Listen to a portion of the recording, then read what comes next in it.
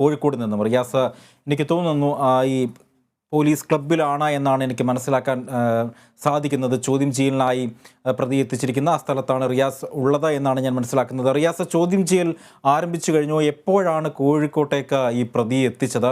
കോഴിക്കോട് ഇപ്പോൾ നടക്കുന്ന സംഭവവികാസങ്ങൾ എന്തെല്ലാമാണ്? അജി, നമ്മളിപ്പോൾ ഉള്ളത് കോഴിക്കോട് മാലൂർക്കുന്നിലെ പോലീസ് ക്യാമ്പിൽ തന്നെയാണ്. ഇവിടെ പ്രതിയെ ചോദ്യം ചെയ്തുകൊണ്ടിരിക്കുകയാണ്. മാത്രമല്ല, ഇതിനു മുൻപുള്ള സുരക്ഷാ വീഴ്ചയാണ് ഇപ്പോൾ പ്രധാനമായും ചോദ്യം ചെയ്യപ്പെടുന്ന ഒരു കാര്യം. ഇവിടെ കോഴിക്കോട് സിറ്റി പോലീസിന്റെ ഹെഡ് ക്വാർട്ടേഴ്സിലാണ് ഇപ്പോൾ ചോദ്യം ചെയ്യൽ പുരോഗമിക്കുന്നത്. അതിനുശേഷം പ്രതിയെ നേരെ ആശുപത്രിയിൽ എത്തിച്ച് വൈദ്യപരിശോധനയ്ക്ക് വിധേയനാക്കി അത് കഴിഞ്ഞായിരിക്കും കോടതിയിൽ ഹാജരാക്കുക. തുടർന്ന് പ്രൊഡക്ഷൻ വാറണ്ട് നൽകി കസ്റ്റഡി അപേക്ഷ നൽകി പ്രതിയെ കസ്റ്റഡിയിൽ എടുക്കുകയാണ് അവർ പ്രധാനമായും ലക്ഷ്യമിടുന്നത്. അപ്പോൾ അതിനുശേഷമായിരിക്കും വിശദമായ ചോദ്യം ചെയ്യലുകൾ നടക്കുക. എന്തായാലും ഇപ്പോൾ ഇവിടെ ചോദ്യം ചെയ്യലുകൾ നടക്കുന്നു. മാത്രമല്ല, പ്രധാനമായും ഈ പ്രതിയെ കൊണ്ടുവരുമ്പോഴുണ്ടായ ഒരു സുരക്ഷാ വീഴ്ച ഇപ്പോൾ വലിയ തോതിൽ ആക്ഷേപം ഉയർത്തുന്നുണ്ട്. അത് ചോദ്യം ചെയ്യപ്പെടുന്നുണ്ട് എന്നുള്ളതാണ് ഏറെ ഗൗരവകരമായ ഒരു കാര്യം. കാരണം ഇത് രാജ്യം തന്നെ ഏറെ ശ്രദ്ധിച്ച ഒരു കേസാണ്. അതീവ ഗൗരവത്തോടുകൂടി കേന്ദ്ര സർക്കാർ ഉൾപ്പെടെ എടുത്ത ഒരു കേസിൽ പ്രതിയെ രത്നഗിരിയിൽ നിന്നും ഇവിടെ കോഴിക്കോട് വരെ എത്തിക്കുമ്പോഴുണ്ടായ സുരക്ഷാ വീഴ്ച, അതിന്റെ ടയർ പഞ്ചറായതിന്റെ ഒക്കെ ദൃശ്യങ്ങൾ ഇപ്പോൾ നമ്മൾ നൽകിയിട്ടുണ്ട്.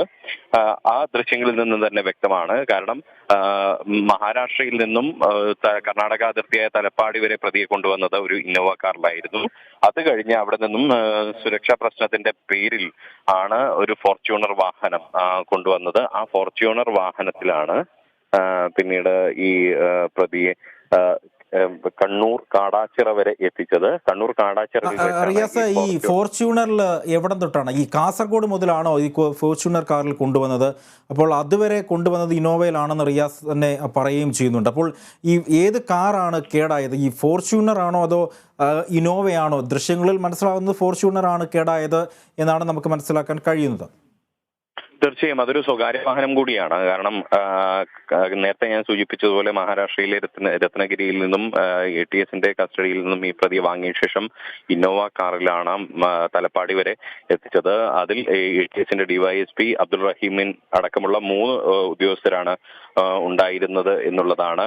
ഒരുപക്ഷെ ഇത്രയും ഗൗരവകരമായ ഒരു കേസിൽ കേവലം ഒരു 3 ഉദ്യോഗസ്ഥർ മാത്രം അത്തരം ഒരു പ്രതിയെ കൊണ്ടുവരാൻ മതിയോ എന്നുള്ളതാണ് ഒരു ചോദ്യചിഹ്നമായി അവശേഷിക്കുന്നത്. എന്തായാലും ഈ വിഷയത്തിൽ ഒരു സുരക്ഷാ വീഴ്ച ഉണ്ടായിരിക്കുന്നു എന്നുള്ളത് തന്നെയാണ്. ആ തലപ്പാടിക്ക് ശേഷമാണ് ഈ ഫോർച്യൂണർ കാർ എത്തിച്ചതും. അത് പിന്നീട് ഈ കൂത്തുപറമ്പ് വഴി, അതായത് സാധാരണ കണ്ണൂരിൽ നിന്നും കോഴിക്കോടേക്ക് കൊണ്ടുവരിക തലശ്ശേരി റൂട്ടാണ്, ദേശീയപാതയാണ്.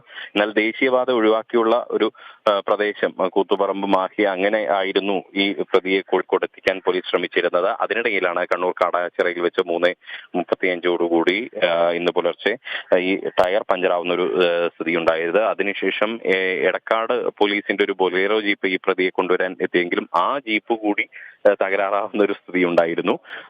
അതിനുശേഷമാണ് പിന്നീട് ഒരു സ്വകാര്യ വാഗണർ എത്തിച്ച് ആ വാഗണറിലാണ് ഈ പ്രതിയെ കോഴിക്കോട് ഈ മാലൂർക്കുന്നിലെ പോലീസ് ക്യാമ്പിൽ എത്തിച്ചത്. എന്തായാലും നേരത്തെ തന്നെ ADGP അടക്കമുള്ളവർ 7 മണിക്ക് ശേഷം ഈ ആസ്ഥാനത്ത്